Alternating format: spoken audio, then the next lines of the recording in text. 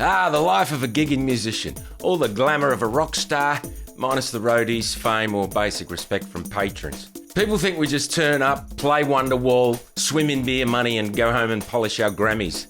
Reality check. Sometimes you are the beer money and the award is a soggy palmy in a plastic container. Let me walk you through 10 things only gigging musicians will truly understand. If you're new, take notes. If you're seasoned, prepare to wince in recognition.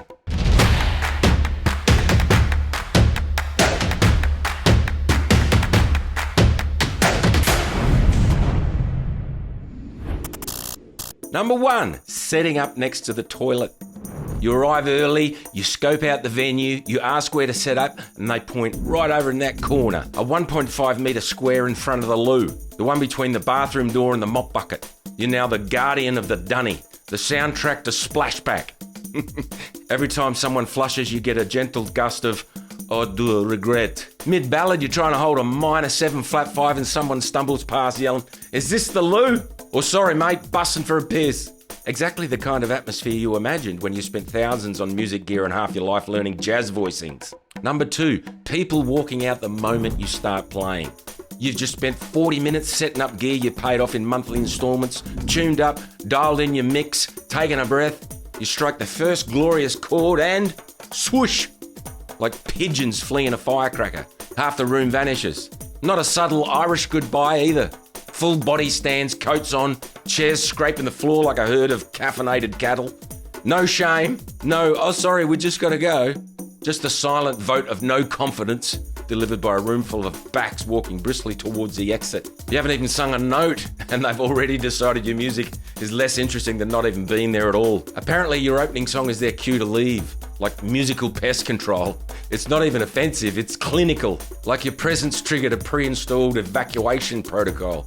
Honestly, it's impressive how completely unaware they are that they just performed a group insult in perfect sync.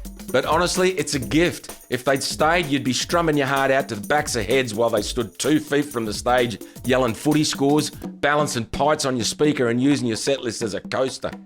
Number 3, people clapping on 1 and 3. This one's just not wrong. It's offensive to nature.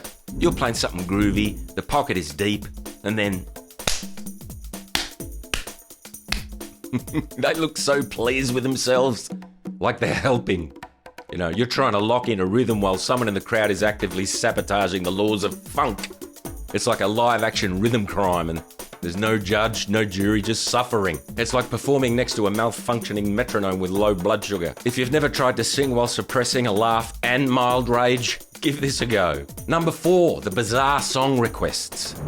Every gig without fail. Do you know that one song by that guy? You know, the one that plays the thing? No, mate, but thanks for narrowing it down. Or worse, they tell you the title and the artist and you still don't know it, and suddenly you're the disappointment. Sorry, I don't take requests for music I've never heard, never rehearsed, and wouldn't touch with a 10-foot tuner. Oh, come on, everyone knows it. Yeah, then maybe you sing it. Sometimes they even come over and shove their phone in your face like you're Siri with stage fright. Play this one. Yeah, great suggestion. I'll just study it, chart it, transpose it, and perform it flawlessly right now while I'm playing the solo to Hotel California. No pressure. This is just my job. And the best part, if you say no, you're the problem. Like you woke up this morning and chose to disappoint Gavin from Table 7 personally. Number 5, drunk audience members joining the band. You've built a vibe, you've got flow, you're in the zone.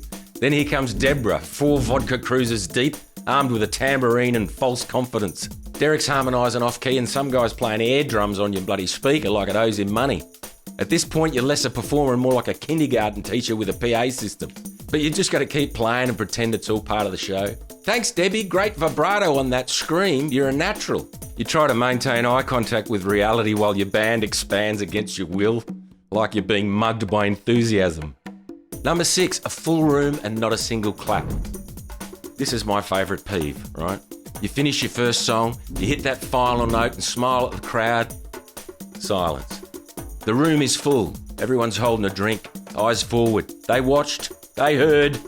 They just didn't feel compelled enough to react.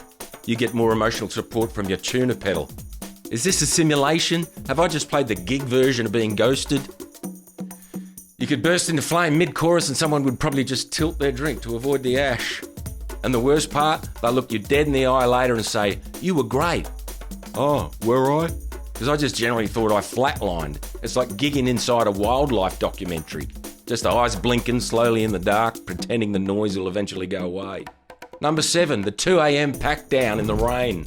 It's late, real late. The crowd's gone home. The staff are sweeping up emotional debris.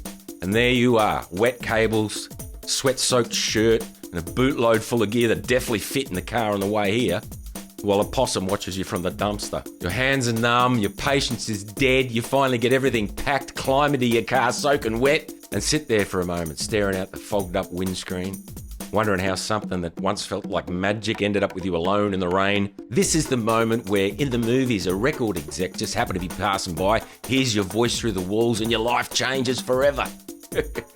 In real life, your biggest discovery tonight is that your boot leaks, your socks squelch, and the kebab shop's already closed. Number 8, your gear is worth more than your car. Your car is a rolling retirement village for mechanical parts. You roll up in a 2003 Camry that sounds like a blender full of gravel. The paint's faded, the boot doesn't close properly, and something under the bonnet has been making a faint clicking sound since 2021. But pop that boot and bam, you've got a boutique amp, a pedal board that could run a moon landing, custom leads, wireless systems, and a guitar that's technically your most valuable asset, followed closely by a half-used capo and a packet full of throat lozenges. It's a reverse mullet. Business in the front, party in the boot. People see the car and assume you've been delivering Uber Eats. Then you roll into the venue, set up a full-blown live show, and suddenly, whoa, didn't expect that. Yet fully aware no one in the room can tell the difference between your 3K rig and a Bluetooth speaker. Number 9, do you do this full-time?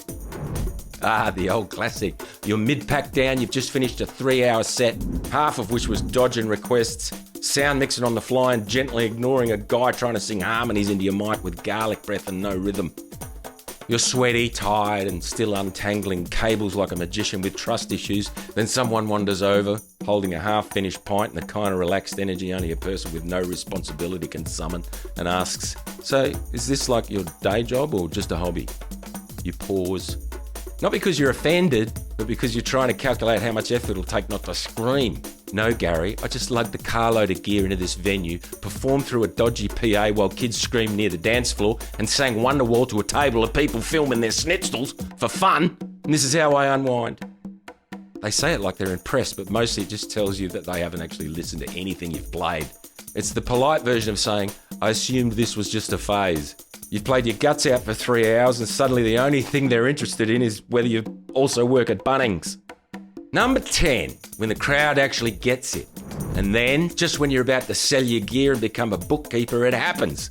They clap on beat, they sing along on pitch, they say things like, "You made our night," and actually mean it. It's like finding a 4-leaf clover in a pile of setlist requests for Ed Sheeran. For 20 glorious minutes, you are the music, you are the vibe, and then back to reality. Gig next week in a bar garden next to screaming toddler and a keno machine. For a brand new crowd of strangers who wouldn't know a Jack Johnson song from Dream Theater. So look, if you've lived through even half of this, congratulations. You're officially one of us. Overworked, unappreciated, but still chasing that perfect gig where everything clicks. If you like this video, throw it a like, or just nod solemnly like we're at a gig debrief in a car park. See you in the next one. Unless I quietly disappear into the fog of a Monday morning pack down and become an urban myth told to new musicians.